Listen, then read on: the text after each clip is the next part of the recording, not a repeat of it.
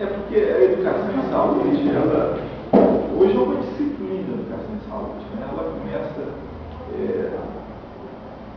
se constitui como uma disciplina no Brasil no tempo das epidemias que tinha no começo do século XX, não sei se você lembra, essas epidemias de varíola, de febre amarela,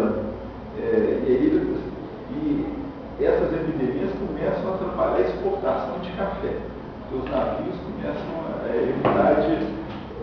Enquanto morria pobre, não tinha muito problema não, parece que não tem muito pobre, então não tem problema morrer não. Agora, quando atrapalha a economia, aí passa a ter problema. Né? Então estava atrapalhando a economia. Os navios que vinham a riqueza do Brasil eram muito ligados à exportação. O pessoal estava evitando de importar no Brasil por conta disso. A cultura de café dependia muito da vida de imigrantes da Europa. Começou a cair o número de imigrantes.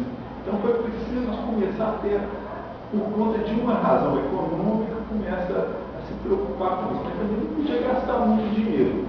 Então, porque não se pode gastar muito dinheiro com o pobre, não. Porque nós estamos querendo lucro. Se a gente gasta muito dinheiro com o pobre, então é melhor do que lucro. Né? Porque a lógica Então, assim, tinha que fazer coisas rápidas. Aparece esse campo da educação em saúde como uma forma de controlar essas epidemias e as doenças que estavam atrapalhando. Então, você vê, que educação em saúde que era essa no início? Uma educação extremamente autoritária, preconceituosa, dada por uma elite que nunca teve muita essas proximidades com os pobres, de chegar lá, conversar, convidar. O negócio era para resolver o problema econômico da oligarquia cafeeira do Brasil. Né? Então é uma educação muito assim, são pacotes de conhecimento que precisam e uma certa desconsideração do que é o pobre. O pobre é um babaca que faz tudo errado e ele adoece por conta. Mas o problema é que ele está atrapalhando a economia. Então nós temos que mudar o comportamento dele meio goela abaixo. Né? Então era técnicas de convencimento, de mobilização das pessoas a mudar. Né? Então era isso que predominava muito a educação em saúde. E ela cresce muito no início do século XX por esse sentido. E depois ela vai crescer, mas sempre essa coisa assim, de uma elite preocupada em sanear o Brasil de cima para baixo. Tanto assim que naquele ano a gente chamava movimento higienista, que foi higienizar o Brasil. Né? E foi com Paulo Freire que veio essa coisa assim, o pobre não é um bando de babaca. Porque muitas pessoas começaram a aproximar dos pobres, como vocês estão começando a aproximar. Então, vamos ver, são pessoas com buscas, com coisas fascinantes, coisas esquisitas que a gente não entende, mas completamente diferentes. E o Paulo Freire começa a ver assim, mas antes de tudo, são pessoas que têm uma busca de melhoria. O Paulo Freire fala assim, uma busca de ser mais. Né? Não sei que essa busca de ser mais, Deus fala muito. Quando a gente descobre isso, quer dizer, esse povo, e quando a gente olha, você vai ensinar para o menino que você considera burro, você só fica faz isso, faz aquilo, mas se você percebe a semente de vida, de busca de um menino, aí você é uma outra atitude. Você vai, por onde passa essa busca dessa criança? O que ele está fazendo? Aí eu vou, em vez de eu ficar querendo ensinar os pacotinhos de conhecimento, eu vou primeiro começar a ouvir. Né? Então foi isso que o Paulo Freire começa a fazer. Ele estava preocupado no começo com a alfabetização dos adultos. E aí ele começa, eu estou ensinando esses adultos como se fossem criancinhas. Agora, esses adultos não são criancinhas, têm uma experiência de andar para vários estados, de enfrentar o patrão, sabe dos passarinhos todos, não sei o quê. Então tem que valorizar esse saber. Então ele começou a querer aproximar. E aí ele começou a ficar espantado. Quando ele fazia isso, as pessoas aprendiam a ler muito mais depressa. Né? Então ele começou a desenvolver um método para ensinar as pessoas a aprender a ler, usando a busca das pessoas, os saberes que as pessoas já têm. Então isso começa com a alfabetização, mas depois vai espalhando para a saúde, para a agricultura, tudo começa a usar esse método que Paulo Freire descobre na alfabetização. Então é isso que a gente está, essa coisa de discutir teoricamente, mas ao mesmo tempo já colocar vocês para conviver, é uma estratégia de vocês, e a gente pode falar isso teoricamente, mas outra coisa é que vocês estão sentindo isso. Né? É muito mais importante a gente aprende aquilo que toca no coração da gente. Então, na hora que vocês começam a visitar, criam um vínculo, aí não pode ter 10 professores aqui falando 10 vezes, mas não vai ensinar isso que vocês vão aprender. E essas pessoas são interessantes, elas têm busca, elas se movem, pode ter alguns comodismos, mas também tem muitas buscas. E aí, como que eu posso ajudar vendo a dinâmica deles? Então, por isso que essa é uma descoberta que nós fizemos aqui pela extensão, assim, a força pedagógica de inserir o estudante na vida das pessoas e criar vínculo. Né? E aí, isso que você experimentou com a criança. Né? Quer dizer, de repente você descobre a sua... Você imaginava que você, até que período? Segundo período, você teria uma ação pedagógica. E a gente começa a fascinar, a gente começa a sentir importante. Né? Nós queremos ser significativos. Né? Então a gente começa a descobrir que eu posso ser significativo com o meu conhecimento técnico, mas não só com o meu conhecimento, com a minha experiência de vida, como você teve. Né? Agora, para isso tem que ter uma relação de diálogo. Né? Um pouco isso. Os que vocês estão fazendo é um pouco a descoberta que Paulo Freire fez também. Né?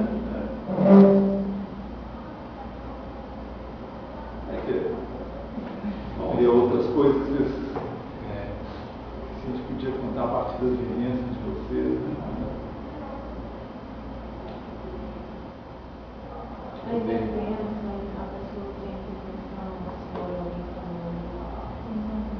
Olha, da minha casa, o que você viu, né? Eu não cheguei a confirmação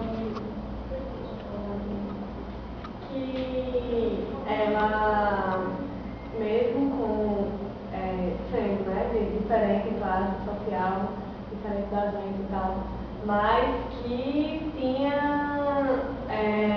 conhecimentos assim, básicos, de que pelo fato de ser hipertensa não poderia comer sal, que de ser diabética não poderia comer doce, mas então ela falou que não comia nem doce, nem sal, que até o ovo que ela come uma vez por semana, né, sem sal, que apesar de ter umas vendas assim na casa dela, ela não pega nada de doce lá, né, nenhum gulosema ela come. E assim, e levando para tudo que ele disse, assim, que é a relação do ser da pessoa, isso, apesar da segunda visita, assim, dá para sentir, entendeu? Que ela é uma pessoa feliz, apesar de que ela tem, de fato, motivação para isso, para se cuidar, para se tratar, porque ela é uma pessoa feliz e que ela vive com um homem que é 21 anos, se eu não me engano, mais velho do que ela. Ela tem 30 e pouco e ele 80 e pouco. E ela tem muito cuidado com ele e preocupação. E eu acho que ela sente isso, entendeu? Medo de acontecer alguma coisa por ele, porque ele é com ela e ele ficar sem ela, entendeu? Sozinha. Então, assim, acho que até por amor, isso sim, são coisas minhas, assim, que eu achei. Por amor a ele, ela também se cuida muito. Ela é interessante, as pessoas cuidam por uma razão bem especial, mas assim, eu não sei se isso é certo, né? É uma possibilidade mesmo. É o que eu acho, entendeu? Porque, apesar dele, ele é muito saudável. Ele diz que não sente nada. Eu até conversando com ele, assim, eu gostei muito dele, porque ele tem 80 e poucos anos, assim, idade de ser meu avô. E eu falei até pra ele que eu tenho carência de avô. Porque desde que eu nasci, eu nunca tive avô. Então, meus avós eram falecidos. E eu disse a ela que ia adotá-lo como avô. Ele até riu e tal. E eu conversei e perguntei pra ele falo lá com a palavra dele, que tinha dor no estômago, né? E só isso, que só sentia quando ia dormir, mas uma pessoa super saudável. E ela, assim, eles dois muito carinhosos com o outro, entendeu? E ela muito preocupada com tudo, com a alimentação dele, com a alimentação dela. E é isso. Eu acho que como ele falou, assim, há motivações. E eu acho que ela tem essa motivação. Ela quer se tratar de fato, porque ela quer estar vivendo. Diferente de outra casa, diferente de outra casa que eu tô indo, que ele sofreu um AVC com o Severino, e ele se encontra numa cadeira de roda, ele é uma pessoa que acha grossa com a esposa, com os filhos. Os filhos chegam para ter uma filha dele que é até deficiente auditiva, assim. Ela não ouve também não fala. Aí ela vai cuidar dele, levar comida para ele pega o cabelo dela, destrata. Ou seja, é uma pessoa super bem grossa, assim. Mas quando a gente foi falar com ele, simples sal que a gente deu, ele encheu os olhos de lágrimas. Então, assim, é difícil, né, saber o que se passa naquela cabeça.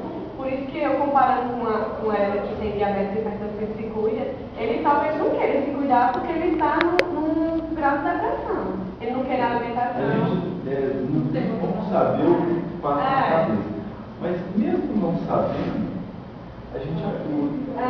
Você fez sem saber o direito, mas sua presença, sua atenção para ele, tocou ele, tanto assim que ele chorou, né? E são coisas que você vai ver que são. E às vezes a pessoa é grosseira por insegurança, e esse carinho da gente, né? Vocês são pessoas que elas valorizam muito, que são de uma outra classe social, são pessoas bonitas, são jovens.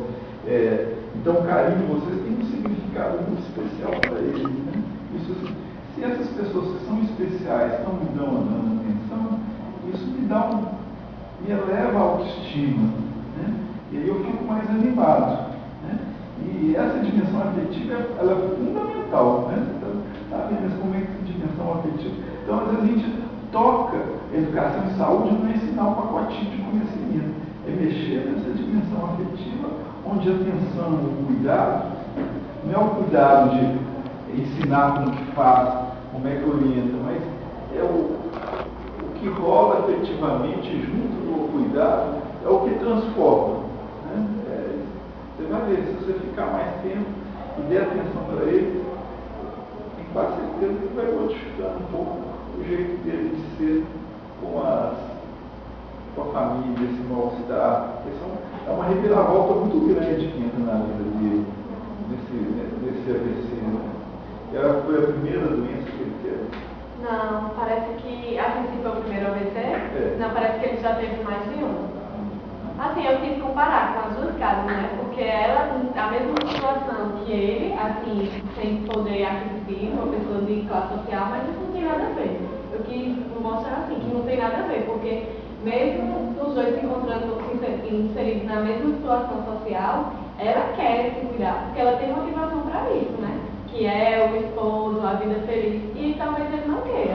Talvez ele não queira a alimentação que é levada para ele, justamente porque talvez ele queira morrer, né? Pelo fato de ter sido uma pessoa ativa, que tinha que fazer tudo, que andava, e agora se encontra dependente da mulher, né? O homem que ela mesmo falou que antes ele já era meio machista, assim, né? Não falou quantas palavras, mas disse que ele sempre era meio tipo que por cima. Então, uma pessoa se encontrar numa situação dessa, talvez por isso que ele não queira aceitar os cuidados que a família está tendo, né? Pelo menos é o que eu acho. É uma certa humilhação, né?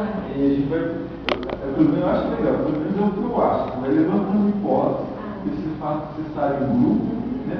Vão levantando, quer dizer, não precisa ser psicólogo. Se a gente tem grupo e tem sensibilidade, vai conversando, e aí, em cima dessas interpretações, a gente vai redirecionando o nosso agir, né? E essas coisas começam a ter impacto, né? Na vida das pessoas. É impressionante. Eu percebo, muitas vezes eu tenho muito raiva de alguns estudantes, porque eles fazem coisas que eu não consigo fazer.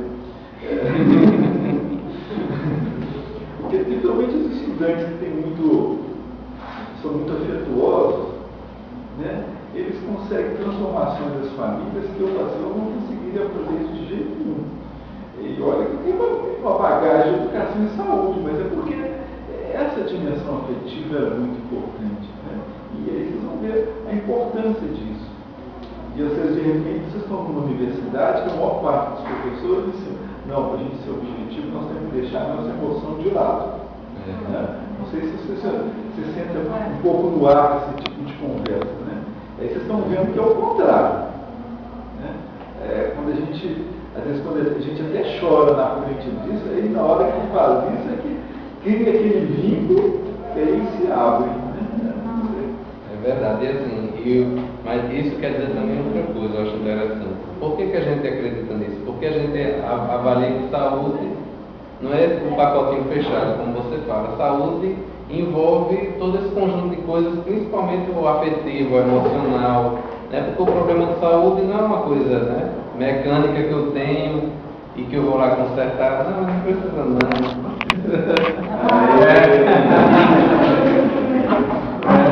Mas assim, não, mas o problema de saúde, ele mexe com a minha vida, mexe com as coisas que eu gosto, mexe com as coisas que eu gosto de fazer, com as pessoas com que eu lido, com a minha família, com a minha rua, com a minha vizinhança, com o meu trabalho, mexe com tudo isso. Então saúde, então fica claro que saúde numa abordagem, vamos dizer assim, uma abordagem muito objetiva de você ver o sintoma, ver o diagnóstico, ou no caso nosso de nutricionista, ver a anamnese e passar a dieta, pronto, acabou, só isso não dá conta. A gente vai estar fazendo uma nutrição que não vai ter consequência, como na maioria das vezes, na atenção básica, eu pergunto para as pessoas que já foram para a nutricionista e elas são frustradas, porque elas não fazem a dieta e elas têm vergonha de voltar para o nutricionista. Ou porque não conseguiu fazer a dieta, porque não tinha condição de comprar. Porque o nutricionista gosta de botar tudo no diet, do mais caro possível. Ou porque ela não conseguiu mesmo fazer, mas porque tem vergonha, tem constrangimento de chegar para o profissional e dizer, rapaz, aconteceu alguma coisa, tal problema, eu não consegui me concentrar para fazer a dieta. Mas quando tá fora do meu gosto. Eu estava fora do meu gosto, você passou uma coisa, né, que eu não gostava. Agora, quando você, como profissional, se abre para essas outras dimensões que são parte do ser humano, são parte nossa, a gente ia ser muito chato se a gente fosse só um funcionamento objetivo, a gente é uma confusão, e é bom ser essa confusão de coisas, de dimensões, de objetivos. Aí quando você se abre para fazer isso, aí você está fazendo educação popular e outras coisas mais. Acho que está fazendo uma prática efetivamente humanizada. E aí você vai na raiz do problema muito mais fácil. Então, geralmente, quando eu prescrevo uma dieta, eu aprendi isso, ninguém me ensinou, eu aprendi com as várias experiências, inclusive na minha base lá na Maria de Nazaré. Eu aprendi assim, que a primeira coisa, teve vários exemplos. Teve um caso de um senhor que disse, olha, eu como 6 pães de manhã cedo. Chegou logo dizendo assim, e olha doutor, não corto não, porque eu não vivo sem esses pães não. Aí assim, eu cortei? Não cortei. Aí minhas colegas aqui, nutricionistas, professoras aqui da clínica, em dia, vão me matar, vão dizer que eu não passei por ela, vão me reprovar. Eu não cortei os 6 pães, eu negociei com ele. Digo, vamos cá, primeiro, por que esses 6 pães não fazem bem? O senhor sabe? Aí a gente foi discutindo, né? Porque o excesso de massa termina virando açúcar quando entra no sangue, a gente usa uma linguagem que a pessoa entenda, né? O excesso de açúcar, está diabetes, pronto. E o excesso de açúcar de massa também dá o quê? O triglicerídeo alto, também dá aumento de pressão, obesidade, não sei o quê. A gente foi começando a ver as coisas. Dentro disso, o senhor acha que dá para diminuir? Como é que o senhor acha que pode fazer? Então, eu também eu aprendi que a dieta era muito mais efetiva se eu passasse para a pessoa a condução do processo. Eu, como técnico, eu vou dar as informações técnicas, ó. Isso aqui, você pode ir até aqui, até ali, isso tem tal função, mas quem decide é a pessoa. Você passa, vai ter o ele não é um ser passivo. Ele tem uma busca, ele é um sujeito ativo. Isso. E eu estou valorizando o protagonismo dele. Né? Eu não estou falando com um babaca. Eu estou falando com um cara que está procurando a melhoria dele. Eu vou ajudando, construindo nesse diálogo. Né? Aí eu tenho que entender essa motivação. Aí está um outro tipo. Aí a pessoa se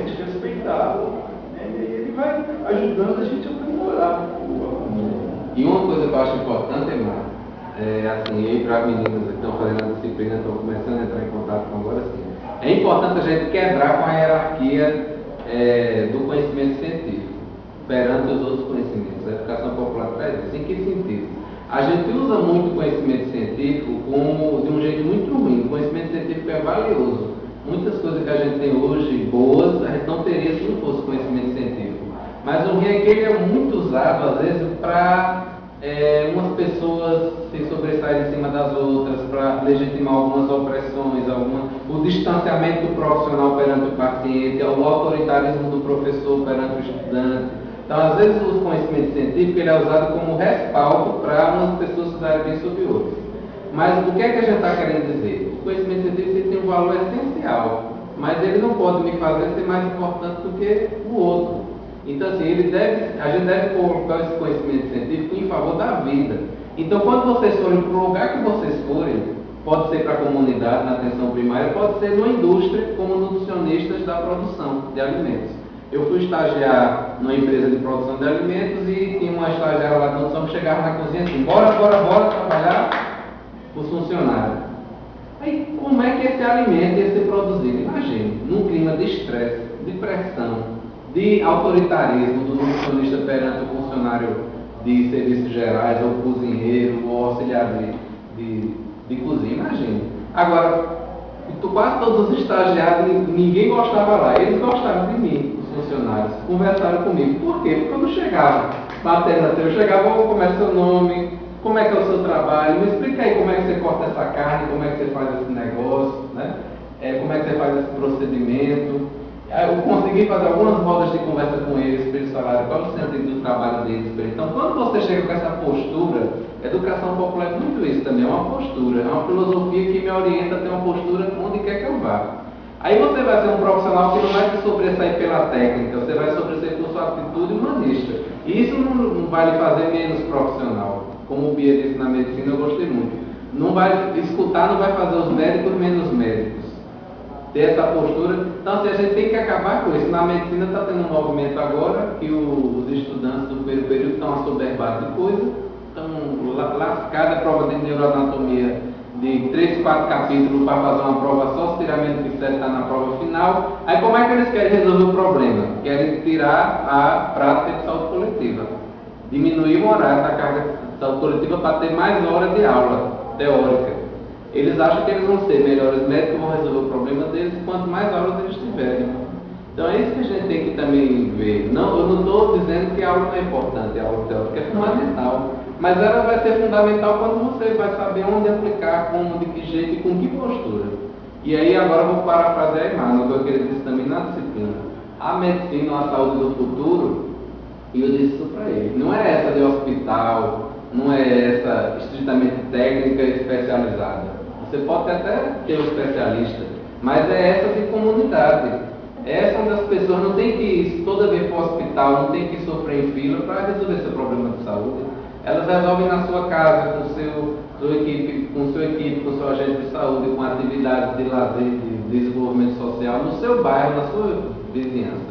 Eu acho que a saúde do futuro que eu queria ter é essa. Porque isso fica parecendo assim, a gente lida com povos, só que tem que ter cuidado. Isso não é uma coisa do Brasil, tem que pobreza. É uma tendência da medicina do mundo. É até legal, vocês assistiram aquele livro, o filme do Sai? Eu assisti, não sei se você lembra. SOS Saúde, não é o nome em português. É um documentário sobre os sistemas de saúde nos Estados Unidos. É do mundo todo. A gente vê que esse tipo de busca é uma busca que está acontecendo no maior parte dos países. O único país que ainda quase não tem isso é os Estados Unidos. Eles gastam muitas vezes mais dinheiro feito em Inglaterra, que tem esse sistema de trabalho comunitário. Então, aqui, como a gente tem muito pobre, fica parecendo que está falando só para lidar com a pobreza. Não é. É algo que mesmo nos países ricos ajuda a gente a pensar a medicina até dos ricos. Porque os ricos também, eles têm, tem o cara que é arrogante, que fala, sabe muito bem, mas lá tem a velhinha que não sabe falar, que o menino que é brigado com o pai e que fica calado. Então, a gente tem essa atitude com todo mundo. Né? É uma coisa, os povos brasileiros eles são muito abertos.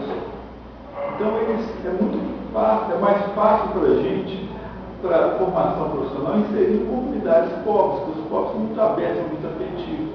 Mas quem fizer isso, vai ser um bom profissional para qualquer categoria social. Né? Porque é a mesma humanidade, o mesmo drama está em todos os lugares. E não é só no Brasil, não. É na Inglaterra, Espanha, França, países feitos em Inglaterra que fizeram uma reforma feita que o Brasil está tentando fazer, eles têm um nível de custo e de efetividade muito maior do que os países que não fizeram. Alguém falou na relação com a casa que instituiu até uma receita de aproveitamento aí, doce, acho que da casca da melancia, que eu não sabia, assim, lá em casa eu pegava a melancia e a casca a gente jogava fora. E ela ficou até quando voltar lá a ensinar a gente, marcou uma tarde para ensinar a gente como aproveitar a casca da melancia. Então eu sei casca da melancia com banana. E eu não sou muito chegada a doce, ela como minha filha, eu fui experimentar, realmente é uma delícia, é uma coisa que a gente aproveita, e eu não sabia, foi um aprendizado muito grande para mim. E quando eu aprender, eu vou repassar para todo mundo na casa, que a gente geralmente joga. Eu não sei se sabe, não sei, o valor nutricional, se é bom ou não, mas que fica gostoso, e aproveita, e ela veio, e ela que inventou, ela eu não aprendi com ninguém, eu vi que eu jogava fora, e fui experimentar, ver se dava certo e deu, a gente né? tem um saber dele, você pode qual o valor nutricional da casca de melancia? Você pode pesquisar aqui e ajudar ela lá. Né? E ela ensinou até na comunidade, junto com acho que foi no encontro da quarta-feira, essa expressão, né? Da reunião. O ela grupo. ficou de ensinar do grupo, né? Ela ficou de ensinar para outras pessoas, que é uma maneira, assim, de sobressair. Não tem como comprar um doce no supermercado, porque ela inventou aquilo. Ela sobressaiu no meio que ela vive, né? Achei bem interessante mesmo. Ela vai ensinar. E mais do que é mais barato, porque também tem um jeito de criar o lar, né? Fazer as coisas em casa. Tem uma dimensão afetiva que o alimento tem muito isso, a gente fazer junto com ele. Isso faz parte da Ela saúde. também, eu acho que tem uma coisa que eu vejo nós falando, que é assim, quantas coisas que a gente vê sendo feitas em prol da gente, uma forma de fazer medicina, que a gente diz, é porque é pobre? Não. Porque em si tem valor, pode até ter emergido, ter surgido, por uma necessidade, uma carência, ou também com essa dimensão afetiva que o Irmão coloca aqui, que é inegável, né? Assim, saiu dali, saiu daquele contexto, mas provavelmente tem um valor imenso, entendeu? E aí eu acho que são coisas que a gente vai ter que realmente abrir muito a cabeça, compreender que é uma imensa, assim, saúde é uma coisa muito complexa, entendeu? No sentido complicado, né? É complexo porque ela é rica, né? E a gente pode se apropriando de muitas coisas para o modo como a gente olha para ela tem que realmente trazer mais rico, mais aberto, mais livre, né? Mais libertador também. E ela também, não só na mão da alimentação, em outras coisas também. Ela pega faz artesanato em geral, ela pega margarina, plásticozinho seco, ela enfeita todinho, você não diz tudo que é de margarina. Retalhos, aí monta, faz bonequinha, faz chaveiros, tudo com coisa reciclada. Assim, a inteligência dela fazer isso, não só porque, assim, não o pessoal pela necessidade, porque ela está dizendo, a senhora vende, ela fez, não, eu não vendo, porque eu fiz uma promessa que se eu não tivesse precisando de dinheiro, eu só ia fazer isso para doar. E é o que ela faz hoje, ela disse, eu não preciso, eu tenho minha aposentadoria, tudinho, mas eu não faço isso para ganhar dinheiro, eu disse sobre isso, eu faço mais por prazer, está fazendo uma isso. proposta de saúde muito avançada, né? Quer dizer, a saúde é também essa alegria socialmente compartilhada, né? Então são pessoas que investem nessa sua solidariedade no jogo, e elas criam um nível de saúde. São pessoas que têm uma criatividade, mas um nível de uma irradiação, de uma solidariedade, de uma criação de um mundo mais alegre, mais solidário. Né? E às vezes o alimento é um lugar que as pessoas fazem isso. Né? É uma dimensão simbólica que o cristianismo tem na busca da felicidade. E às vezes a gente quer só, não, isso é nutritivo, não é. Tem outras coisas que fazem mais bem à saúde do que ser nutritivo. Né? Exato. E tem uma receitinha assim, a gente não dá a receita pronta, né, para fazer educação popular, né? Mas eu nunca me esqueço de uma coisa que uma estudante nossa, Carol, do PNAB, que foi nossa bolsista, ela bem no início, ela tinha assim como vocês estão, mais ou menos alguns meses de vivência no projeto, aí ela disse assim, tem até gravado isso, ela disse assim, eu estou aprendendo que, na verdade, fazer essa história da educação popular é você chegar lá e dançar a dança conforme estão dançando lá, seguir o movimento das coisas que já estão acontecendo lá, porque lá já está acontecendo muita coisa, as pessoas já têm algumas ideias, as coisas têm um ritmo que vão acontecendo, então assim, é a gente entrar, porque a gente fica meio assustado às vezes, tipo assim, como é que eu vou fazer isso, né? Tem essa dimensão também. Eu quero fazer educação popular, eu quero ser esse humanizado, eu quero escutar, mas como é que eu começo? Aí, a melhor forma de começar é um pouco chegar como um aprendiz, com essa postura de, como daí eu vou estar dizendo agora está com essa mania, né? Antes de se levantar para ensinar, sente e aprenda, né? Então, você chegar com essa postura de aprendiz, olhar que ali já tem movimentos, ali já tem buscas, como você fala, ali já tem lutas, ali já tem iniciativas, não vai continuar tudo do mesmo jeito que está. A gente está indo lá para mudar também, mas assim, a gente tem que saber respeitar aquilo, escutar, ter paciência e vai entrando. Então hoje a gente tem, por exemplo, um vínculo muito grande com a comunidade lá, né? Com Dora, que vocês conheceram, com o seu Luiz, com Dona Beatriz. Como é que a gente conquistou isso? Eu fui lá no Cristo, me vi com com a Maria de Nazaré, lá eu conheci todo mundo. Quando eu cheguei no Cristo, eu só conhecia o serviço, não conhecia a comunidade. E aí, Claude e eu, as estudantes do PNAB, como é que a gente foi conquistando esse vínculo? Foi aos poucos, foi conversando, conhecendo, parando para conhecer. Oi, Dora, tudo bem? Nós somos da universidade, como é que vocês estão fazendo aqui? Como é que estão as coisas? Dá para a gente um dia na sua casa para conversar? Então, eu acho que é muita postura também de saber escutar. E não ter muita pressa de dizer assim, não, eu sou um técnico, então eu tenho que ir assim, só vai ter sentido minha ação se ela estiver respaldada